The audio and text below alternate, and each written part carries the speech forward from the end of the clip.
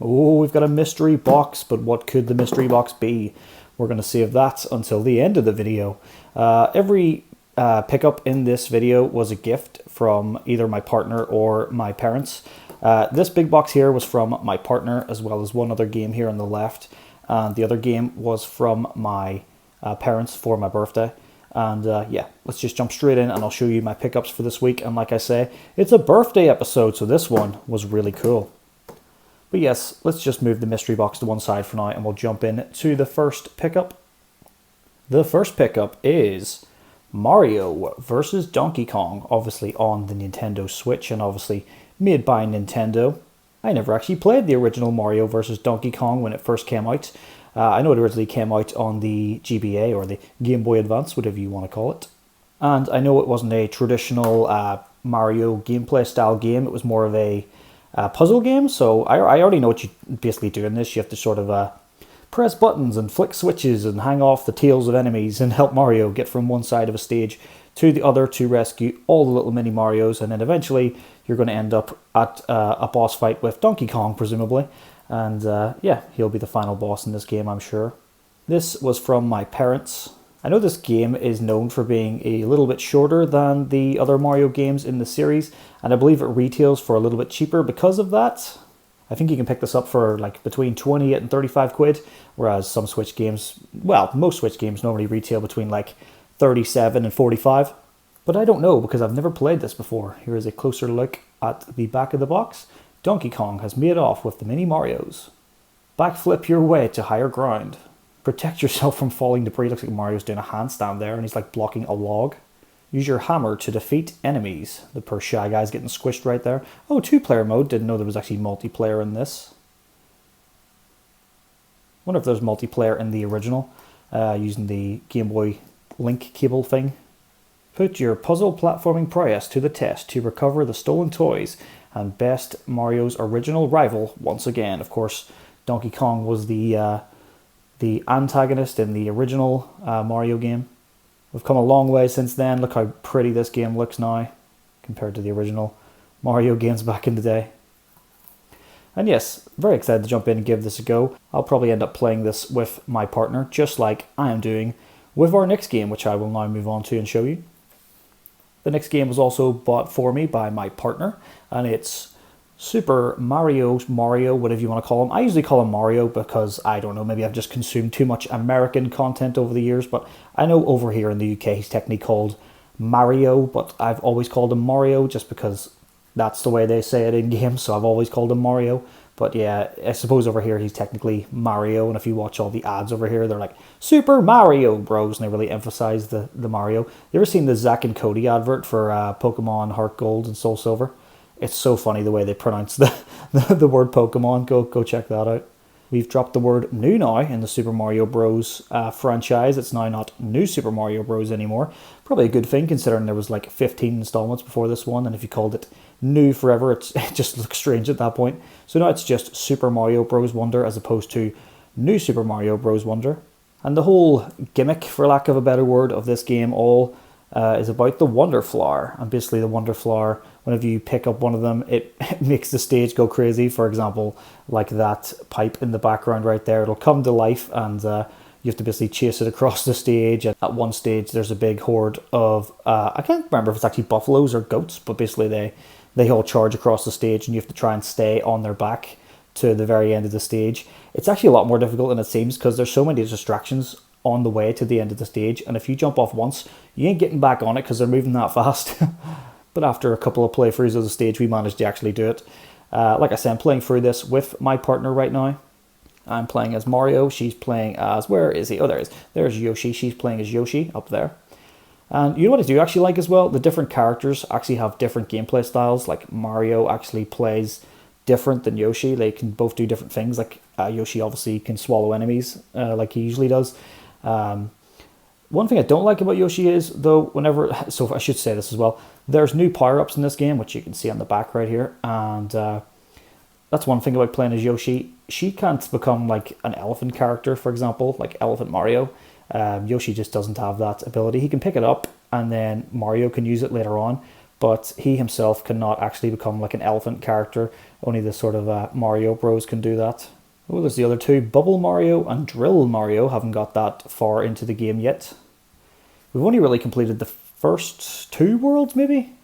See, the worlds are kind of split up in this one, so it's kind of, there's like 3 different chunks to like the one world, but yeah, we played through a little bit of it right now. We actually need to jump back in and play some more.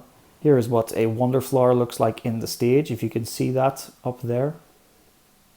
And basically, yeah, it basically makes things come to life and all that there. Oh yeah, there's also badges now. Basically, how do you describe what a badge does? A badge basically gives you like a boost at the start of a level, I guess. So for example, one of the badges will make it so that you start with a power up at the start of the level, or it'll give you the ability to glide, things like that. And yeah, having a really, really good time with this. Obviously the main villain is our boy Bowser up there. I don't see how they couldn't have made this one about Bowser, considering the film came out and it was widely successful. You feel like they really wanted to capitalize on that success with this game. And yes, I'm having a fantastic time playing through this with my partner. Can't wait to continue and try and beat it soon. I'll give you a look on the inside as well. The cartridge isn't going to be here because it's inside the Switch, but here is an example of what some of the worlds look like. That's one thing I will say as well. Since Mario has went HD, the games have looked gorgeous. This game is actually beautiful. Like, this is a game that I can imagine non-gamers playing and just having an absolute amazing time with, just because it's that gorgeous and simple to play through. Yeah, fantastic game. Highly recommend you check it out. I'm sure most of you have already, or maybe you're not a Nintendo fan. Again, even if you're not, I would say check it out. It's a really fun game. So yeah, I'm going to move on to the mystery box now. I still can't quite believe that my partner bought me this, but yes, this is the mystery box. Want to know what's in the mystery box? Lots of packaging and not a lot else, because the actual item is over here to the side, because I've already opened this on my birthday. But imagine my excitement whenever I unwrap this on my birthday. It's a case, but what's inside the case? I've also got it backwards. Some of you might already be able to tell with this logo.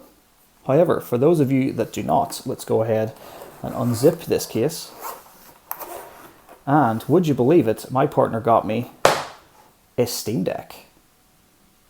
I still can't quite believe that I actually own this. This is the sort of thing that I would have loved to own, but never would have spent the money to get myself, because it's like, the cheapest one's like 350 quid. And I just can't believe she actually went and bought me this. It's such a nice gift. It's probably my favorite gift I've ever actually been bought. Thank you so much to her if you're watching this. She's probably not, but if she ever does watch this, I have to say thank you so much to her again. Obviously, I thank her every day because, well, we live together. But yeah, I'm having an amazing time playing games on this. I played through so much in the last couple of days even. I got this 6 days ago. I played through Batman Arkham City.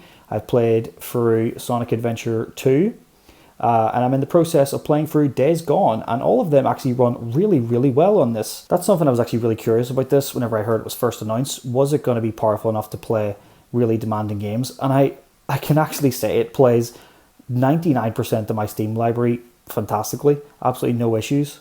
Really, really impressed with it. There's also, so we're also playing The Sims right now on it, and what's good about it is, obviously, community layouts have always been a thing on Steam, but the fact you can go and download community layouts for the controls on the Steam Deck as well is absolutely fantastic. So for The Sims, you kind of use this little trackpad here as the actual mouse, and it just works like a charm. We're having a blast playing through The Sims together as well. Another thing I will say as well, I thought the battery life on this wasn't going to be great. It's actually pretty decent, you know that? It actually, like, I played through Batman Arkham City for about 4.5 hours, and it actually didn't die. It needed charged at the end of the playthrough, or at the end of the playing session, obviously. But while playing, it never actually needed charged. Obviously, something a little bit more demanding, like Elden Ring or something like that, your mileage may vary, but yeah, really impressed with this. It's such a nice device too. The Switch can feel a little bit small in my hands. This fits in my hands so beautifully. The buttons are all really nice. The analogs are really nice. There's also gyro in the Steam Deck, so if you put your thumb on the analog, it activates the gyro. Triggers, really, really nice. Something that I cannot say about the Switch. The Switch's triggers have never been that nice to me. Here is the bumper buttons. I was trying to think of the word there. Power button, obviously a charging cable goes in there. Headphone jack right there. Volume buttons. On the back we also have back paddle buttons, as well as a nice vent here for cooling the console, as well as the Valve logo, if you can see it there. I can't believe just how amazing this device actually is. It's actually blowing my mind. It's just how well everything runs and how instantly everything is instantly at your fingertips portably.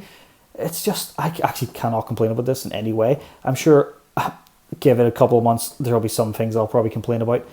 But as it stands right now, man, I can't think too much. Days Gone is running beautifully on high settings. Yeah, just nothing to really complain about.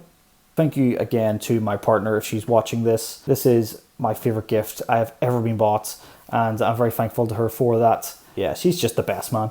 So I can't quite believe that she actually went and bought me this. It's actually blowing my mind still.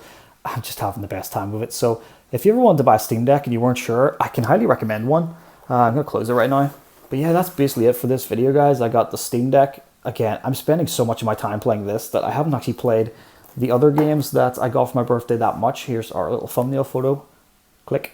But anyway, one thing I will say is I'm a very physical collector of games. I always like to buy things on Steam when they're on sale. So like I just bought the Tomb Raider collection because they were all down to £10. How can you complain about that? It's so much easier just to whip out the Steam Deck and they're right at your fingertips for £10 than actually go and flick through every single one of my Xbox games to get Tomb Raider out. I've got so many Steam games and I can't wait to sit and play through them all on this little device. I'm going to play Batman Arkham Origins, and then I'm going to play Batman Arkham Knight, and then I'm going to move on to the Tomb Raider games, and I'm going to sort of play Days Gone in between those games, if you know what I mean, because that's quite a long game. Days Gone, I think, takes about 40 hours to finish, so I'm going to play that probably about an hour a night whenever I come home from work, and then focus on the other games that I just mentioned as my actual like go-to games on this right now, if you know what I mean. How am I going to make time to start playing through this as well?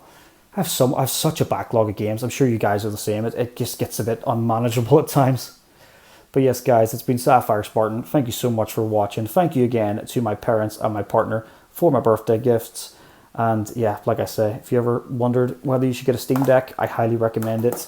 Fantastic little device. Could not recommend it enough. Thank you so much for watching, guys. If you enjoyed, please feel free to like and subscribe for more videos like this one. And I will catch you in the next one. It's been Sapphire Spartan, and peace.